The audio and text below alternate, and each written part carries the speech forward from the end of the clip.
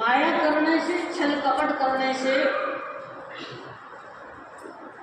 मित्रता का भाव नष्ट हो जाता है और लोभ करने से समस्त गुणों का नाश होता है। ये लोभ, ये लालच जिसको पाप का बाप कहा है, ये हमारे सारे सद्गुणों को नष्ट कर देता है। इसी बात को पूज्य अमोलक ऋषि जी महाराज साहब ने 4 पंक्तियों के माध्यम से फरमाया कि लोभ के कारण जाल फंसे खग मीन मरे कपि कुंजर रोवे।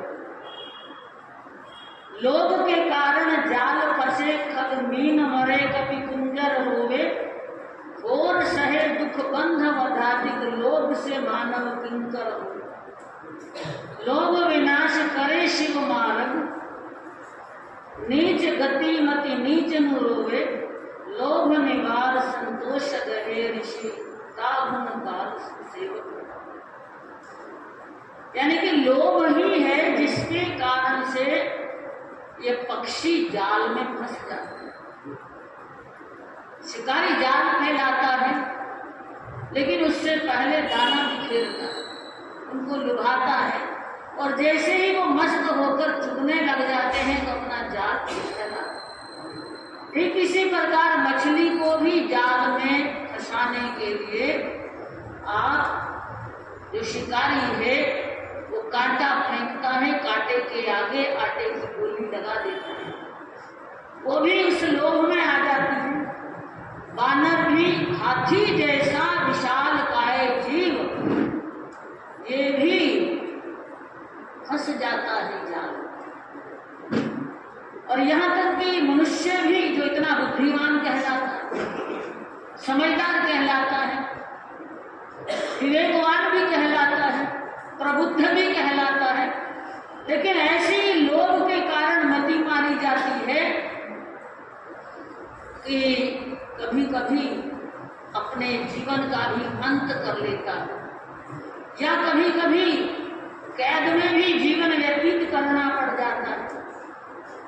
ज्ञानियों ने यहाँ तक कह दिया कि लोभ जो है ये हमारे शिव मार्ग का विनाश करता है। शिव मार्ग बोलते हैं हमारी मुक्ति का मार्ग।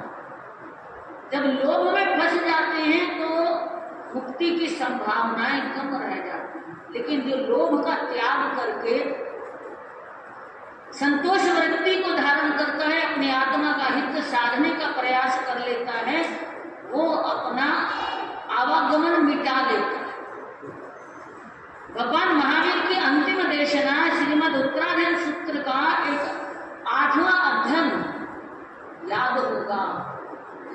कांपिल्य नाम का जो अध्ययन है इसमें कपिल कुमार का वर्णन आया। इस अध्ययन में उस कपिल कुमार की विभिन्न जो मनोदशाएं हैं, हर समय पल पल में कैसे बदली और कैसे लोभ के चलते वो अपनी आत्मा का नाश करने वाला होने वाला था, लेकिन जो होना होता है वही होता है। जब जब हमारे आवरण हटते हैं, हमारी दशा बदलती है, हमारी दिशा बदलती है, तो हमारी आत्मा का कल्याण होता है। ऐसा ही उस कपिल कुमार ने किया। भगवान की वाणी में ये जो कथानक फरमाया गया, एक कथा के रूप में जो अध्ययन फरमाया, उसमें फरमाया गया है कि कौशाम्बी नगरी का राजा जितशत्रु था और उस राजा जितशत्रु के एक राजपुरोहित था काश्यप ब्राह्मण, 14 विद्याओं का ज्ञाता था। और उस राजपुरोहित की पत्नी थी यशा।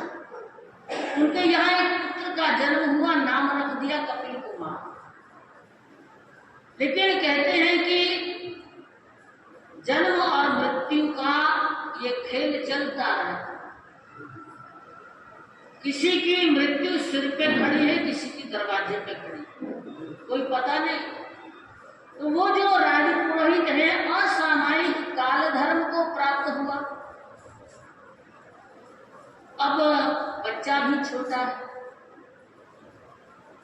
लाड प्यार में पलने वाला है और ज्यादा। जब लाड प्यार ज्यादा मिलता है, सुख वैभव की कोई कमी नहीं, राजपुरोहित ठहरा था तो बालक पढ़ाई से विमुख हो गया। और माँ अब इस समय अपने पति के अभाव में आंसू बहाती, लेकिन पुत्र का भविष्य भी उसके सामने है कि उसके भविष्य का निर्माण कैसे करें। एक दिन घर में बैठे बैठे खिड़की से देखती है शाही सवारी निकली। शाही सवारी निकलती है, राजा विराजमान है और राजपुरोहित की जगह पर नई नियुक्ति हुई, पद खाली नहीं रहता। देखकर मन में दुख हुआ, पुरानी स्मृतियां हुई कि ये वही स्थान है जहां मेरे पति विराजा करते थे। अब ये स्थान भर गया और आगे कोई संभावना भी नहीं नजर आ रहा, क्योंकि वो बच्चा जो है पढ़ लिख नहीं पा रहा। राजपुरोहित का पद बड़ा ऊंचा पद, पढ़ा लिखा होना चाहिए, ज्ञानवान होना चाहिए, वेदों का ज्ञाता भी होना चाहिए। तो इस तरह से उसको ये संभावनाएं नहीं दिखाई दे रही, आंखों में आंसू आ रहे। अब देखिए निमित्त बनता है, वो बालक अपनी माँ की आंख में आंसू देखकर पूछ बैठता है कि माँ आप क्यों रो रहे हैं। एक दो बार तो उसको टालने का प्रयास किया, कुछ नहीं। फिर बच्चा जिद्दी होता है, बाल हटकर के सामने बड़ों को नतमस्तक होना पड़ता है। बता रही है माँ ने कहा कि देखो आज शाही सवारी निकली है, राजा विराजमान है, राजा के बगल में राजपुरोहित का स्थान आपके पिता का हुआ करता था, लेकिन उस जगह पर किसी और का चयन हो गया है और आगे कोई संभावना भी नहीं लग रही कि तुम्हें कोई राज्य में कोई नौकरी मिल जाएगी, कोई स्थान मिल जाएगा, क्योंकि आप पढ़ लिख नहीं रहे, पढ़ते नहीं हो, पढ़ाई नहीं करोगे तो मुझे कोई तुम्हारे भविष्य की, श्रेष्ठ भविष्य की कोई संभावना नहीं करता। इसलिए आंख में आंसू आ गए, पुरानी स्मृतियां याद आ गई। अब बालक जो है, कहते हैं कि जो कोरा घड़ा होता है उस पर छाट जल्दी लगती, कोरा था। माँ की आंख का आंसू देखकर उसके मन में भाव आया कि नहीं मुझे पढ़ना चाहिए, माँ के दुख का निवारण करना चाहिए। उसने कहा कि मैं पढ़ूंगा। अब माँ उसके अब इकलौती संतान है, उसकी सुरक्षा की भी बात रखती है कि अगर वो इस नगर में पढ़ेगा तो ना जाने जो दुश्मन है उसका खात्मा कर दे।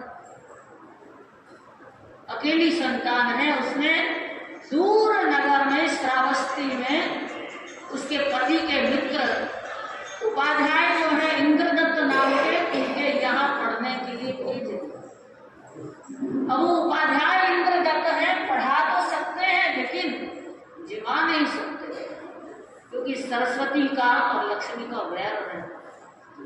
दोनों एक जगह एक व्यक्ति के पास अगर हो जाए तो अनंत अनंत पुण्यवानी होती है कि सरस्वती का भंडार भी है और लक्ष्मी का भंडार भी है, वरना दोनों में से एक रहती।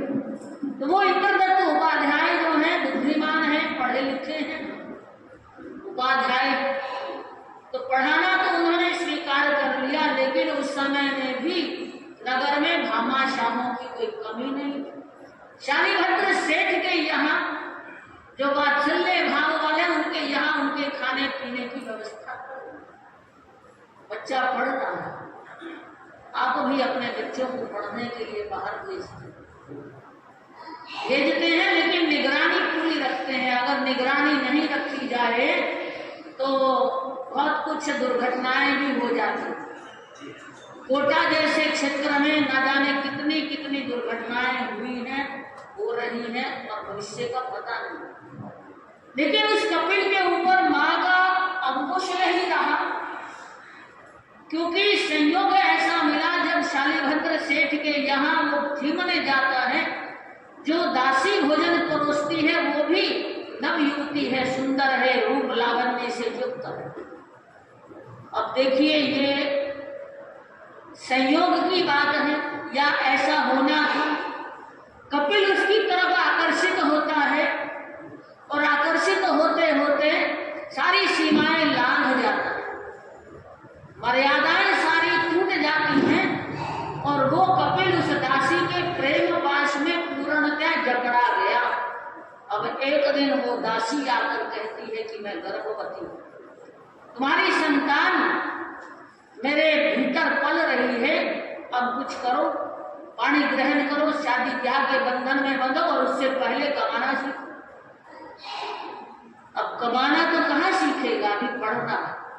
अपने लक्ष्य से भटक गया है, अपने जीवन का जो उसका लक्ष्य उसकी मां ने उसको तय करके भेजा था, उससे वो विमुख हो गया।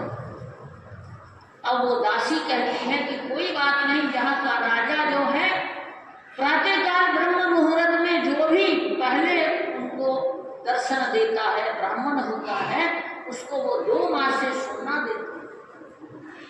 सोने की बात याद आ गई, 2 मास का सोना,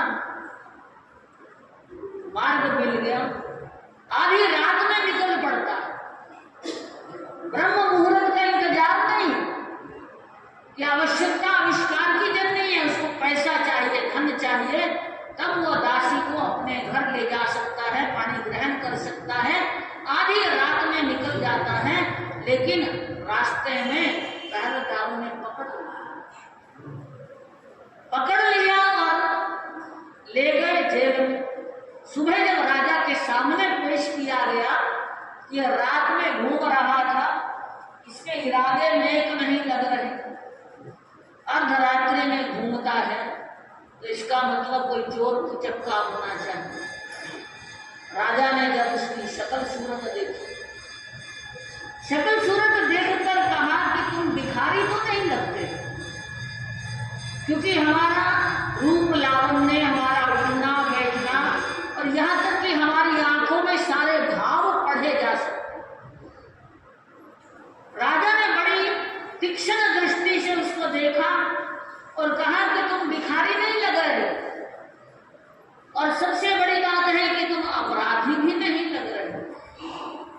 कोई मजा मजाया अपराधी हो, बार बार, मतलब जिसको कहते हैं ना इश्तिहारी मुजरिम हो, ऐसा भी आप नहीं लग रहे हो। सच सच बताओ कि तुम कौन हो। अब कपिल कुमार ने जैसी कथा थी वैसी बता दी कि कहां से आया और कहां पढ़ाई कर रहा, कहां चूका, कहां अपने लक्ष्य से भटका और कहां पथ भ्रष्ट होकर पाप कर बैठा, और अब 2 मासा सोना लेने के लिए वो यहाँ सबसे पहले आने का उसका प्रयास था, इसलिए जल्दी निकल। राजा ने समझ लिया कि ये सरल भी है, संस्कारवान भी, अच्छे घर घराने का। कहा कि ठीक है, तुम्हारी सरलता को देखकर मैं तुम्हारी हर संभव मदद करूंगा। तुम एक काम करो, ये सामने पुष्प वाटिका में जाकर वृक्ष के नीचे बैठ जाओ और चिंतन करो कि कितना चाहिए। 2 मासा तो मैं रोज देता हूँ, 2 मासा सोना रोज देता हूँ, लेकिन आपके लिए छूट है, आपको जितना चाहिए उतना मांग लो। अब देखिए, कोई आपके सामने ऐसे कह दे कि जो चाहे मांग लो, जितना चाहे मांग लो, तो कितना मांगो, कितना मांगोगे, ये पेट भरने वाला नहीं है। वो कपिल कुमार का चिंतन भी ऐसे ही बढ़ रहा है। 2 मासे में क्या हो, देने वाला दे रहा है। 2 मासे, 2 तोले, 2 किलो, है ना। इतना मांगते मांगते, चिंतन चिंतन चलते चलते आधा राज्य मांगने तक पहुंच गए। जबकि पुराने बड़ेरों की कहावत है कि अगर बर्तन का मुंह खुला हो, बिना ढका हुआ बर्तन हो, तो कुत्ता भी शर्म करता है, इधर उधर देखता है कि मुंह मारूंगे, नहीं मारूंगा। लेकिन यहाँ स्थितियां वो नहीं है। यहाँ तो सामने राजा ने खुला निमंत्रण दिया है, जो चाहे मांग लो। आधा राज्य मांगने तक आ गया, लेकिन वहां भी ब्रेक नहीं लग रही है। मन में और चिंतन है, आधा राज्य में मांग लूंगा, आधा राजा के पास रहेगा। हो सकता है कि राजा के मन में कभी भाव आए और ये आधा राज्य वापिस मांगने के लिए वो तत्पर हो जाए। राजाओं का क्या भरोसा, तुष्ट हो जाए, प्रसन्न हो जाए तो निहाल कर दे, और रुष्ट हो जाए तो कंगाल कर दे। ये राजाओं की बात है। तो मन में विचार बड़ा अच्छा आया कि पूरा राज्य मांग लूं, है ना, पूरा राज्य मांग लूं। पूरा राज्य मांगने की बात मन में आ रही है, लेकिन वो चिंतन थोड़ा सा बदल जाता है। कब हमारे आत्मा के ऊपर वो झीना सा आवरण आया हो, कब हट जाए ये कोई पता नहीं पड़ता। अब तक की ये स्थिति यही थी कि जहां लालो तहां लोहो, लाला लोहो पवट ढई, 2 मास कयम कच्चम ओढ़िए बिना इतियम। यानी कि जैसे जैसे लाभ होता है वैसे वैसे लोभ बढ़ता जाता है, लोभ बढ़ता जाता है। अब जुआरियों को देखो, सटोरियों को देखो, है ना, जितने जितने ये सट्टे का काम करने वाले हैं, हारते जाते नहीं, अगले दाव जीत लेंगे, अगले दाव जीत लेते हैं, सर्वस्व न्यौछावर कर देते हैं, दाव पे लगा देते हैं, लेकिन फिर उसके बाद क्या स्थिति, सब कुछ गंवा के होश में आए तो क्या, कोई फायदा नहीं होता है। सब कुछ लुटा देते हैं, फिर होश में आते हैं तो उसमें अब कुछ होने वाला नहीं है, समय लगता है दोबारा उभरने में। वो भी अगर मनोबल मजबूत हो तो दोबारा फिर स्टैंड कर जाते हैं, लेकिन बाकी नहीं, अगर मर गए तो मर गए, मिट गए।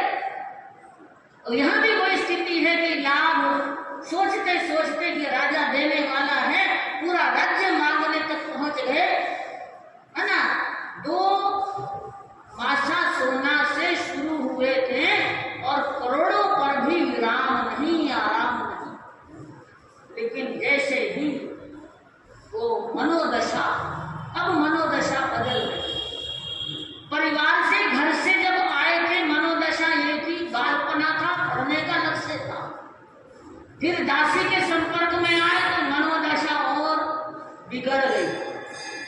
फिर और बदले तो अब राजा ने देना चाहा तो अपार अपार मांगने पर तुल गए हैं, लेकिन विराम नहीं।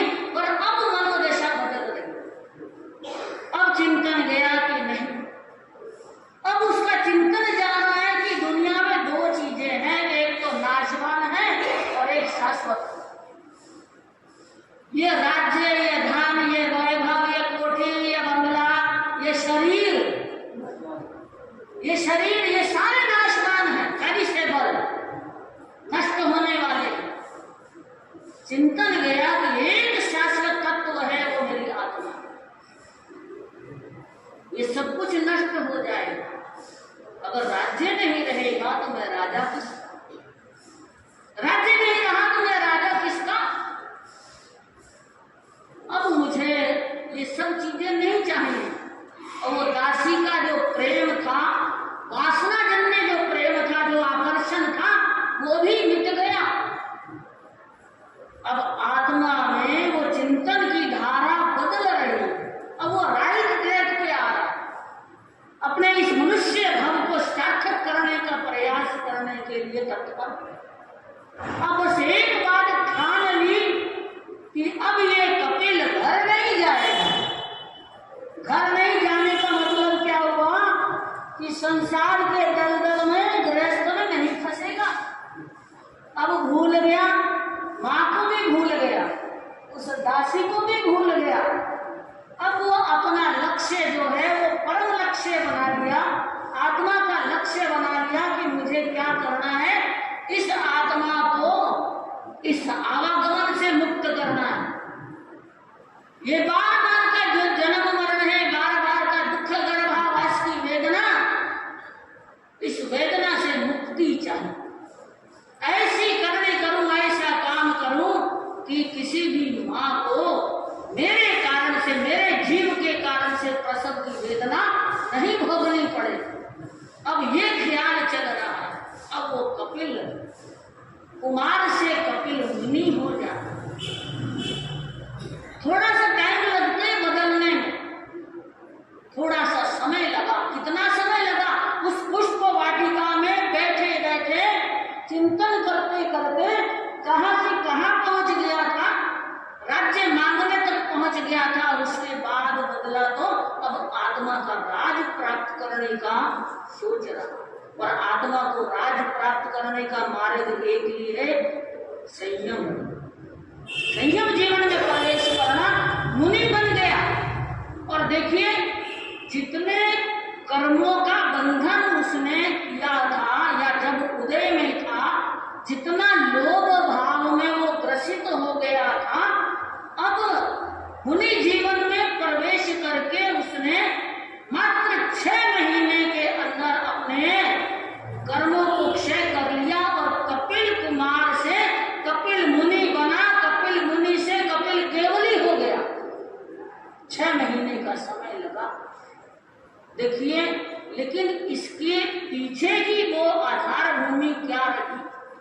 लोभ को त्यागा उसने, संसार को त्यागा उसने, वासना में जो उसकी अभिलाषाएं थी, कामनाएं थी, उन सबका उसने त्याग कर दिया। जानकर समझकर बुद्धिमत्ता पूर्वक ये जानकर कि ये सारी मेरी आत्मा को पतन के गर्त में ले जाने वाले हैं, ये मेरी आत्मा का कल्याण करने वाले नहीं हैं, ये मेरे समस्त गुणों की घात करने वाले हैं, तिलांजलि दे दी, वहीं छोड़ दिया और कपिल मुनि बना। मुनि बनकर ऐसी साधना करी, ऐसी साधना करी कि केवली हो गया 6 महीने। भगवान महावीर जैसों को 12.5 वर्ष के करीब लगे थे साधना करते करते और केवल ज्ञान को प्राप्त होने में, लेकिन यहाँ तो ये मात्र 6 महीने में केवल ज्ञान को प्राप्त कर दिया। अब केवल ज्ञान को प्राप्त करके क्या करना? सारा जान रहे हैं, भूत जानते हैं, वर्तमान जानते हैं, भविष्य जानते, सब जानते हैं और जान रहे हैं, देख रहे हैं कि राजगिरी नगरी के जो चारों तरफ का जो 19 योजन का जंगल है, उस जंगल में मेरे पूर्व भव के कोई 500 मित्र जो हैं वो डाकू का दल बने हुए, एक डाकुओं का सरदार बना। अगर मैंने इस जीवन में अगर अपनी आत्मा का कल्याण किया है तो मैं जब 93 कार्याणम के मार्ग पर आ गया तो कम से कम अपने पूर्व भव के मित्रों का भी तो उद्धार करूं। अपना तो उद्धार किया, पूर्व भव के मित्रों के उद्धार करने का चिंतन गया, पहुंच गए जंगल में, ध्यान साधना में बैठे। आप जानते हैं डाकू लुटेरे जो हैं दिन के समय तो छुप के रहते, सघन जंगलों में रहते हैं, वहीं उनके जो आवास बने हुए रहते, डेरा बना रहता है, तंबू तने रहते हैं, वहीं खाना पीना मौज मस्ती करना और रात में निकलते। लेकिन उनको डर सताता रहता है कि कहीं ऐसा ना हो कि राजा के कोई गुप्तचर हमारे ठिकाने की थाह ले ले और हम सारे पकड़े जाएं। इसलिए एक ना एक व्यक्ति जो है वो घूमता रहता है, निगरानी करता है। कपिल कुमार ध्यान में बैठे हैं, एक चोर ने देखा ये अनजाना सा है, ध्यान में बैठा है, लगता है कि राजा ने कोई चाल चली, राजा ने कोई खेल खेला है, चाल चली है, हमें पकड़वाना चाहते हैं, ये इस वेश में, मुनि के वेश में ये कोई गुप्तचर होना चाहिए। ये शंका ये गुप्तचर होना चाहिए। वो सीधा दौड़ा दौड़ा अपने सरदार के पास गया और जाकर कहा कि आज खतरे की घंटी बज रही है, एक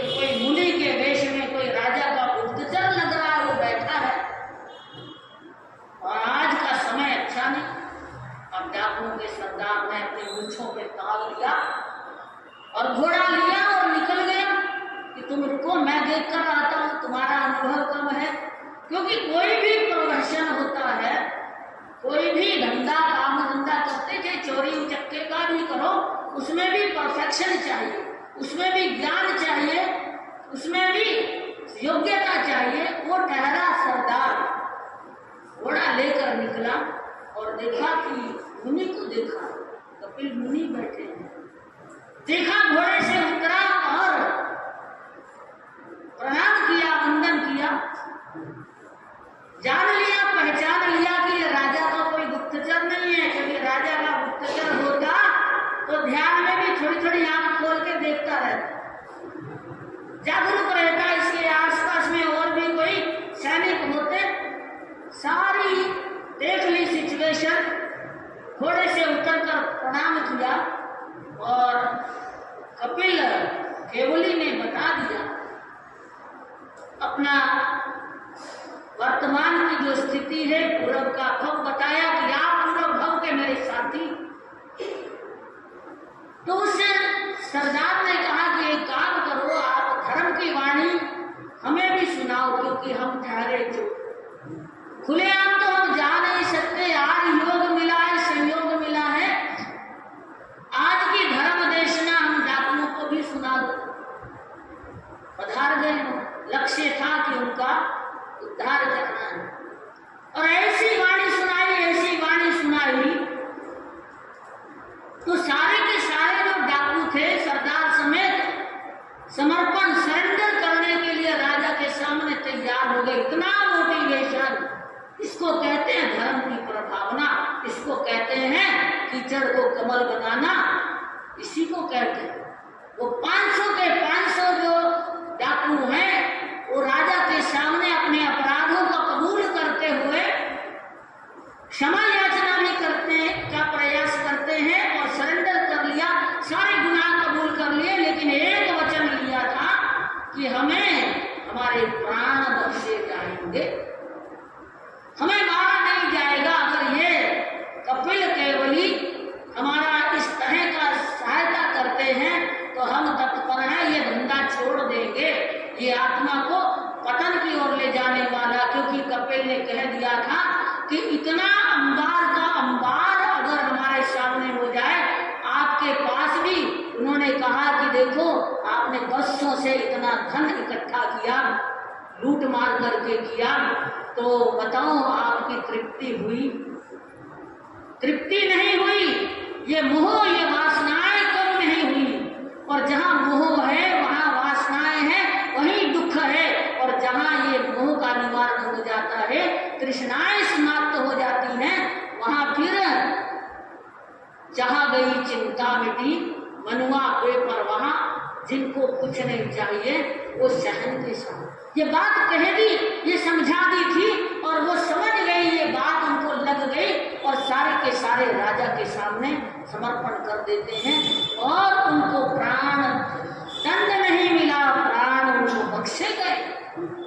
और फिर इसके बाद राजा ने ये भी सोचा कि ये बुद्धिमान है, पराक्रमी है, बहादुर है, इनका राज्य की सुरक्षा के लिए उपयोग होना चाहिए।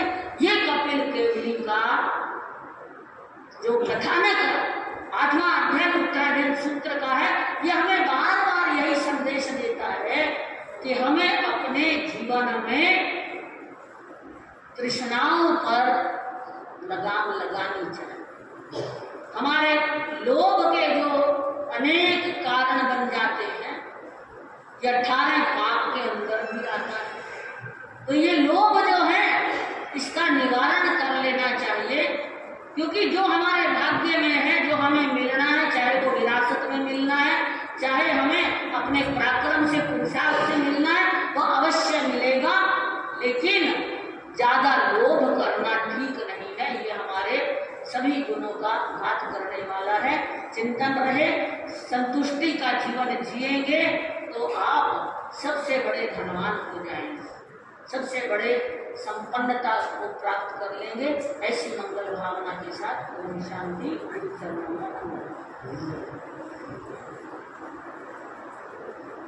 माया नाशवान है, सच्चा गुरु ज्ञान है। माया नाशवान है, सच्चा गुरु ज्ञान है। धर्म ज्ञान में लग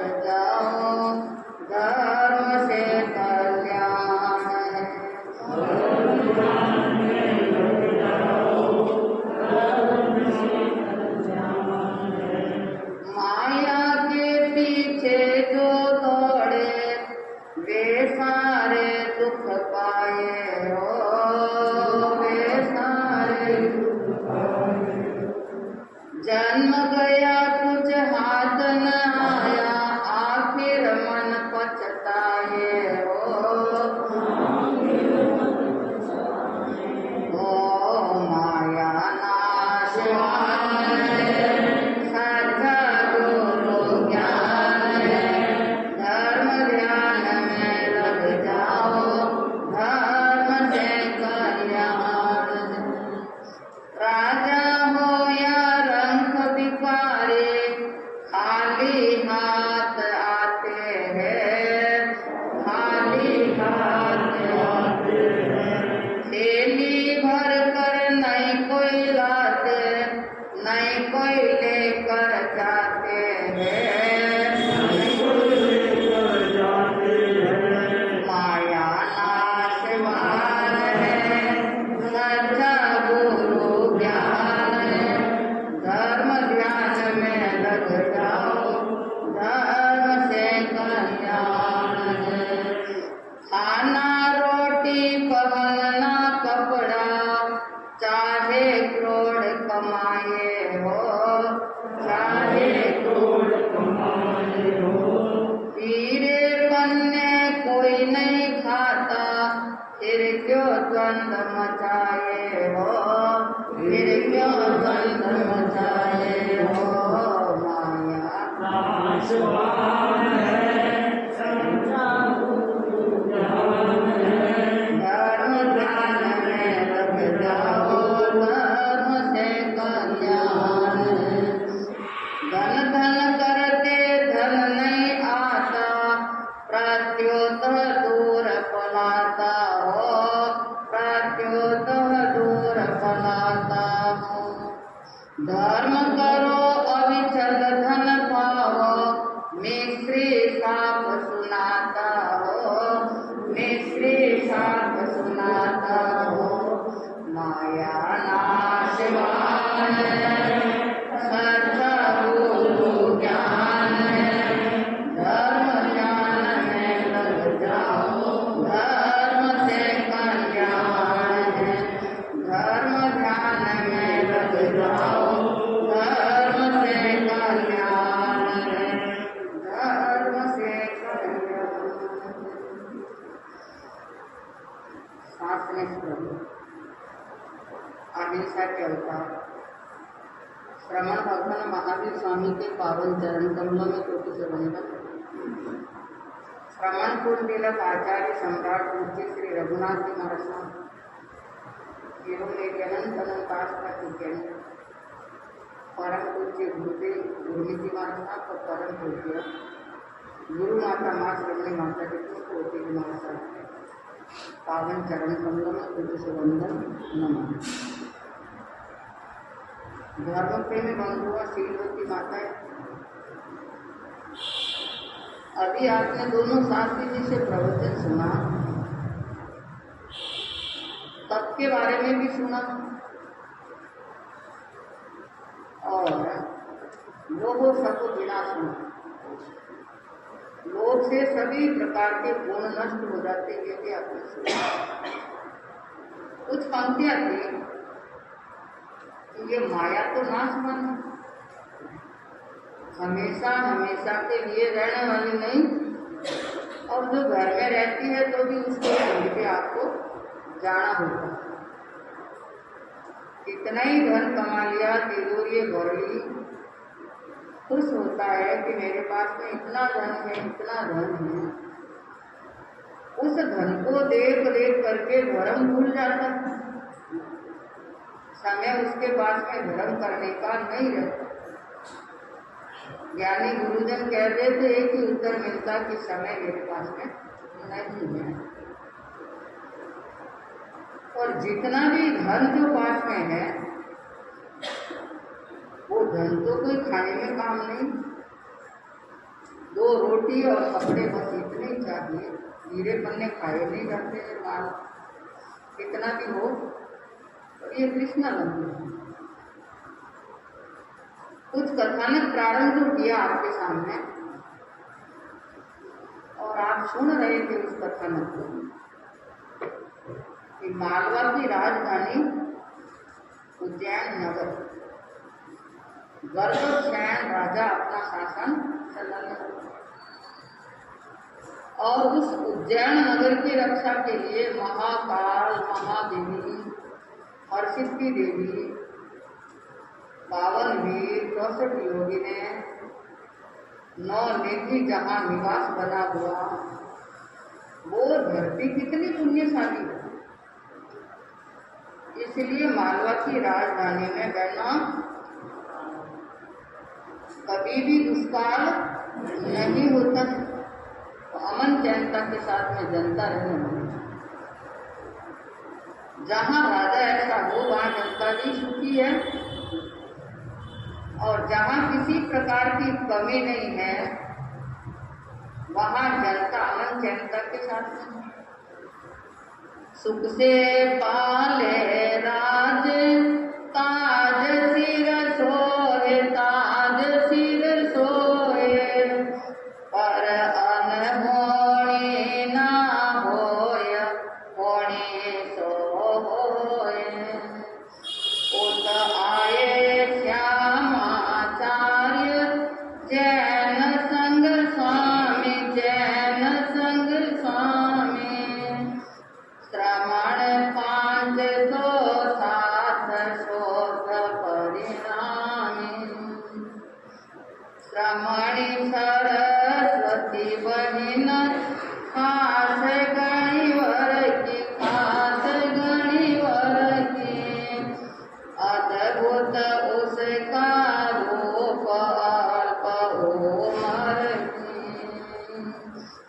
ज्ञान ध्यान में गर्क त्याग बहु उनका, त्याग बहु उनका, था प्रबल बले महिपाल साल दुश्मन का, था प्रबल बले महिपाल साल दुश्मन का। सुखपूर्वक राज्य चल रहा है। उस राजा की शोभा चारों ओर बढ़ी हुई है। जनता भी खुश है, राजा भी अमन चैनता के साथ है। पर कहावत है कि जो होनी है वही होगी, अनहोनी कभी भी नहीं हो सकती। कोई व्यक्ति कहे मैं इतना बड़ा हूं, मैं चाहूं तो करूं, वो नहीं हो सकता। जो होनी है वही होगी, और जो नहीं होने का कार्य है अगर वो कार्य कर दे तो जनता उसको मान्य करने वाली नहीं हो सकती। ठीक ऐसा ही हो रहा। अनहोनी कभी हो नहीं सकती है। उस नगर में मालवा की राजधानी में विचरण करते करते उस जमाने के बहुत बड़े माने हुए श्यामाचार्य जी पधारे, जिन्हें कालकाचार्य भी कहते हैं और श्यामाचार्य भी कहते हैं। बहुत ज्ञान ध्यान में गर्क रहने वाले श्यामाचार्य जैन इतिहास में बहुत आदर के साथ में जिनका नाम आता है, वो श्यामाचार्य उज्जैन नगर में पधारे 500 शिष्यों के साथ, क्योंकि उज्जैन नगर बहुत बड़ा था। शिष्य जिनके 500, ये शिष्य संपदा भी पुण्यवानी के बिना नहीं हो सकती है। शिष्य संपदा होना, सुविनीत होना, जिन शासन की शोभा में अभिवृद्धि करने वाला होना, अनुशासित रहने वाले होना, ये सब पुण्यवानी की प्रतीकता की बात होती है। 500 शिष्य है, वो 500 ही शिष्य शुद्ध परिणामी, परिणाम जिनके बड़े शुद्ध है, सरलता जिनके हृदय में बसी हुई है, क्षमता जिनके हृदय में बसी हुई है, ऐसे शिष्यों को प्राप्त करके श्यामाचार्य भी अपने आप में बड़े खुश हैं। बेटा अच्छा होता है तो पिता अपने आप में खुश रहते हैं, और संतान अच्छी नहीं है तो माता पिता खुश नहीं रह सकते। श्यामाचार्य जी सरस्वती महान साध्वी जिनका नाम सरस्वती, यथा नाम तथा गुण, कंठ में सरस्वती जिनके लिए बसी हुई है, ऐसी सरस्वती महान साध्वी उस आचार्य की बहन है, भाई बहन दोनों संयुक्त जीवन में आबर साहब। ये परम गुरु भक्त परिवार और मरुधर केसरी सेवा ट्रस्ट ब्यावर, उनके अंतर्गत मरुधर केसरी जैन स्मृति भवन उनके आप संरक्षक है। और आपकी धर्म सहायिका, धर्मनिष्ठ सुश्राविका किरण जी आकर, जो मरुधर केसरी महिला मंडल की संरक्षिका है, ये यहाँ पर उपस्थित है। और सभा के मध्य में इनको ब्यावर के समझो, कोटड़ा के समझो, चैनी के समझो, आज यहाँ पर उपस्थित है काठेड़ परिवार। ये बाबा जी के अनन्य भक्त, कोटड़ा एक छत्र रघुनाथ संप्रदाय का गढ़ जोड़ा। गुरुदेव मरुधर केसरी जी महाराज साहब की अपार कृपा जिस क्षेत्र पर रही, पर आज सब चेन्नई में बसे हुए, बेंगलोर में बसे हुए, छात्री के भी यही है, सब बाहर बसे हुए। तो ऐसे परम गुरु भक्त परिवार धर्मी चंदी काठेड़, उत्तम चंदी काठेड़, हीरालाल जी काठेड़ और महान तपस्वी सुभाष चंदी काठेड़। अभी छोटे साथी जी से आपने सुना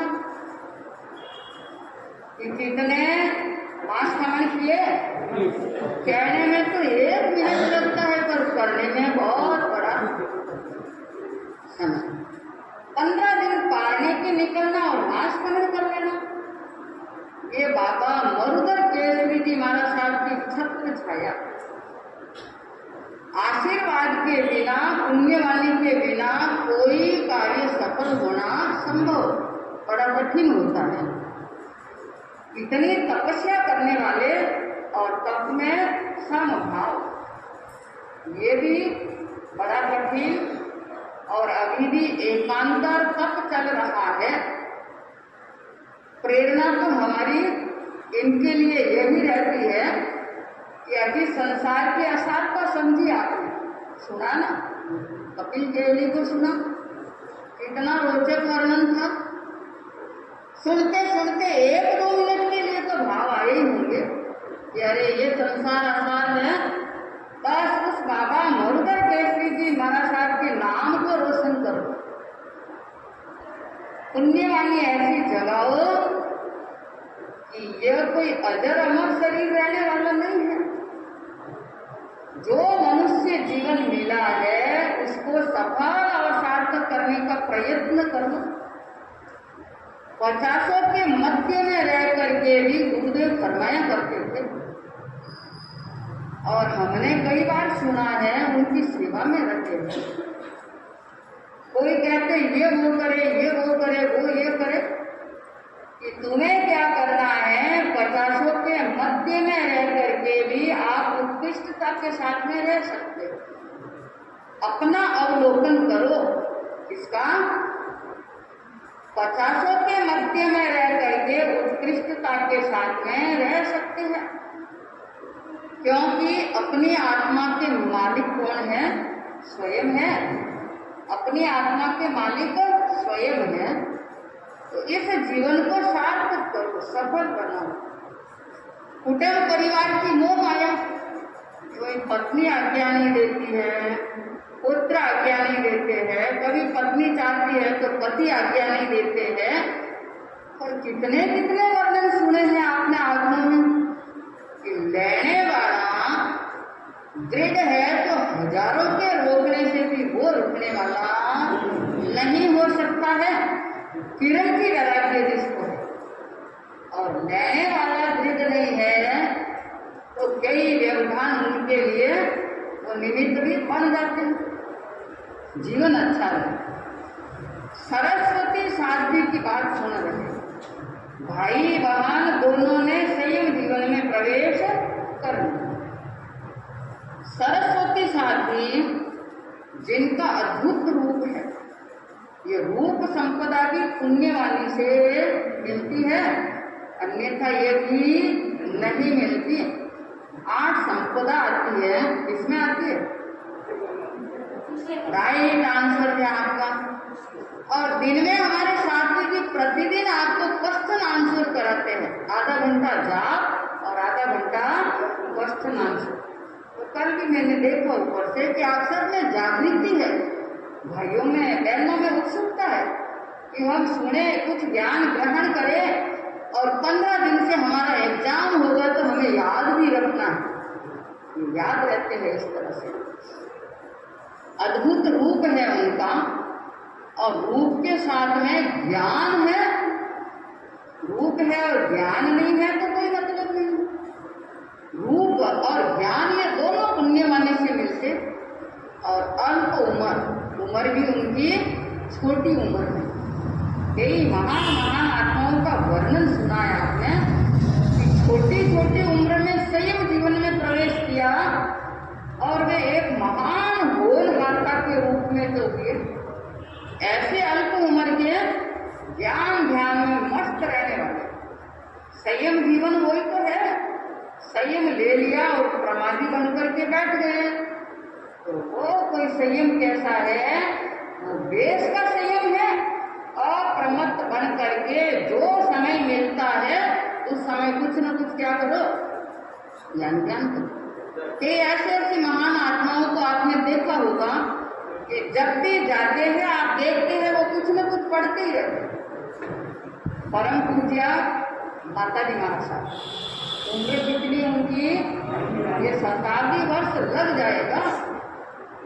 इन सुबह नवकाशी की और करते ही जाकर के अपने स्वाध्याय में गिरा देंगे और 11:30 बजे तक एक जैसी अपनी स्वाध्याय करते रहेंगे।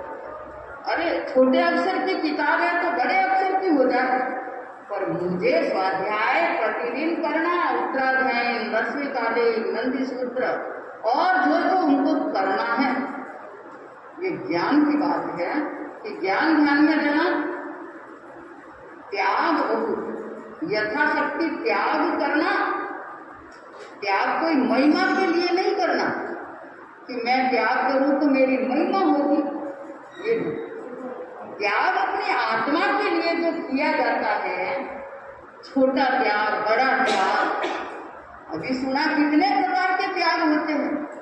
वो त्याग करने में भी सरस्वती साध्वी सबसे अग्रणी। घड़ी में समय हो रहा है, 2 मिनट और ले लूं।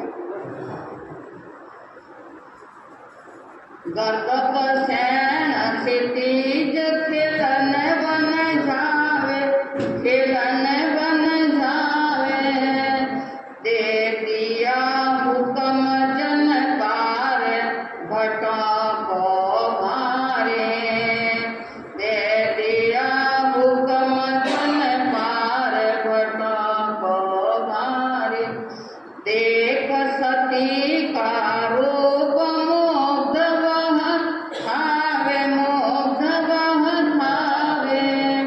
महल चढ़ा दो इसे करो पटनारे, महल चढ़ा दो इसे करो पटनारे। हाल सुनी यह हृदय फटा जन जन